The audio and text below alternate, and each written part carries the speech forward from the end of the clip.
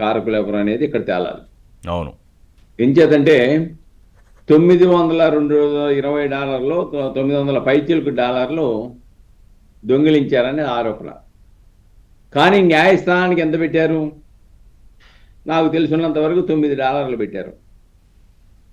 అంటే పంచనామా లేదు, అక్కడ మామూలుగా మీడియేట్స్ రిపోర్ట్ రాయలేదు, టోటల్ సీజ్ చేసినటువంటి అమౌంట్ని న్యాయస్థానానికి పెట్టలేదని అర్థమవుతా ఉంది. అంటే చిన్న సెక్షన్లో వచ్చే విధంగా విచారణాధికారి దగ్గర నుంచే ఈ యొక్క ఇన్ఫ్లుయెన్స్ ప్రభావితం చేసేటువంటి పద్ధతులు ప్రారంభమైనాయని స్పష్టమవుతుంది. అంటే అసలు కాదు, ఒక దొంగని కాపాడాల్సిన అవసరం ఏంటి పాలక మండలికి, బోర్డుకి, చైర్మన్కి ఏంటి సుబ్బారావు గారు? ఇక్కడ ఒకటండి, ఆయన పరకామణి కేసులో సుబ్బారెడ్డి గారు ఏమంటారంటే, నాకు నాలెడ్జ్ లేదు, నేను బయటకు వచ్చిన తర్వాత నాకు తెలిసింది అంటాడు. అసలు బోర్డు మీటింగ్లో తీర్మానం ఎలా చేసావు నువ్వు? ఒక వ్యక్తి 14 కోట్ల పైచిలుకోగలిగిన ఆస్తి 7 ఐటమ్స్ ఇస్తా ఉంటే దాన్ని నువ్వు ఆమోదించి తీర్మానం చేసి నువ్వు సంతకం చేసేసి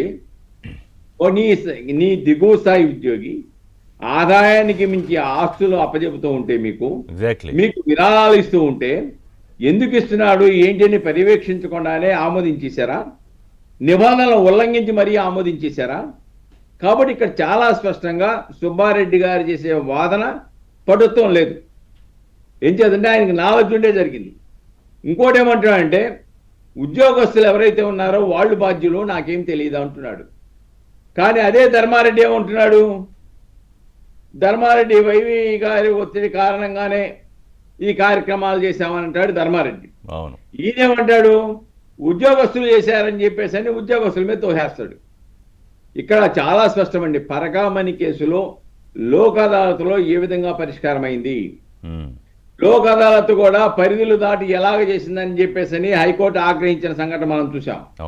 అలానే రవికుమార్ ఆస్తుల మీద విచారణ జరపండి, దీంట్లో రాజకీయ కారకులైన వాళ్ళు వాళ్ళ మీద విచారణ జరపండి, దీంట్లో ఉద్యోగస్తులు అలాగనే మిగతా పాలక మండలి సభ్యులు ఎవరెవరి పాత్ర ఉందో విచారణ జరపమన్నారు. పరకామణి కేసు రేపు 2వ తారీఖున రిపోర్ట్ సబ్మిట్ చేయమంది హైకోర్టు.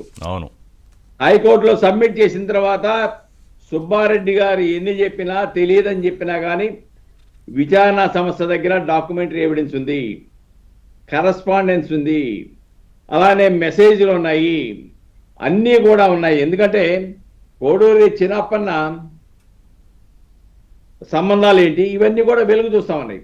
రేపు డెఫినెట్గా 2వ తారీఖు రిపోర్ట్ రాబోతుంది.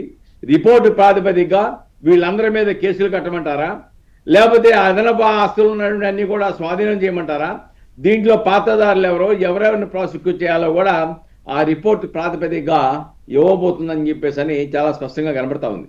ఇక్కడ రివర్స్ డ్రామా ఆడుతున్నాడు సుబ్బారెడ్డి గారు. నేను చాలా పతివతని ఉద్యోగస్తుల మీద చర్య తీసుకోండి, నాకేమి సంబంధం లేదు, నాకు తెలియదు అంటే, నువ్వు బయటకు వచ్చే వరకు నీ సంస్థలో పరకామణిలో డబ్బులు దొంగిలించినా, కేసులు పెట్టినా, కేసులు ఉపసంహరించుకున్నా, ఆయన దొంగగా ముద్రపడినటువంటి వ్యక్తి విరాళాలు ఇస్తున్నా, మారిపోయినా ఏమి చేసినా కానీ నాకు తెలియదన్నా అంటే అది ఎవరు కూడా సభ్య సమాజం నమ్మదు. ఆయన ఎంత తప్పించుకోవాలన్నా కానీ తప్పించుకోవడం సాధ్యం కాదు. ఇప్పుడు సుబ్బారావు గారు నిన్నటి నుంచి ఒక విమర్శ ఒకటి ఏమిటంటే, ఇవాళ పత్రికల్లో అన్నిట్లో కూడా వచ్చింది ఏంటంటే, 1.5 లోపే సుమారుగా విచారణ ఎలా పూర్తయిపోతుంది పెద్ద వ్యవహారంలో సుబ్బారెడ్డి గారిని అని. అంటే అంతకుముందు సుదీర్ఘంగా చేశారు కాబట్టి తక్కువ టైం పట్టిందా? ఈ విమర్శలు కూడా రాకూడదు కదా విచారణ సంస్థల మీద?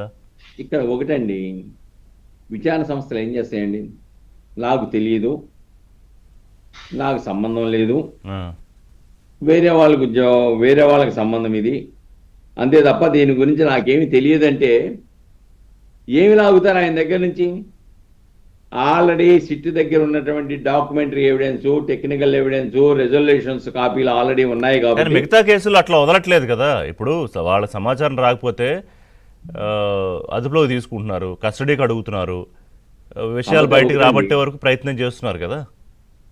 స్కామ్లో చూసినా లేకపోతే వేరే స్కామ్లో చూసినా వాళ్ళు తెలియగలిగినటువంటి అక్రమాలకు పాల్పడే వ్యక్తులు. ఎంచేతంటే రాజ్యాంగం ప్రకారం ఒక ముద్దాయి తన మీద తాను ఆరోపణలు చేసే విధంగా సమాచారం కావాలని ఒత్తిడి చేయకూడదు, మౌనంగా కూడా ఉండవచ్చును.